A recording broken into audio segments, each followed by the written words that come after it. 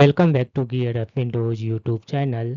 In this video, we will guide you on how to allow extensions or add-ons in private windows in Arc browser. By default, extensions or add-ons in Arc browser works in normal window that you visit regularly. In case you want to allow any extensions or add-ons in private or incognito window in Arc browser, you need to change the settings of that add-ons. To do that, first open Arc browser.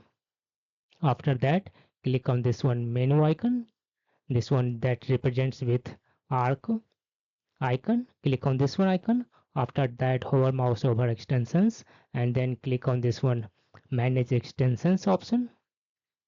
Under extensions page, click on this one details tab. Under any extension you want to allow in incognito window. After that, scroll down to the bottom and then you will find a settings that says allow in incognito.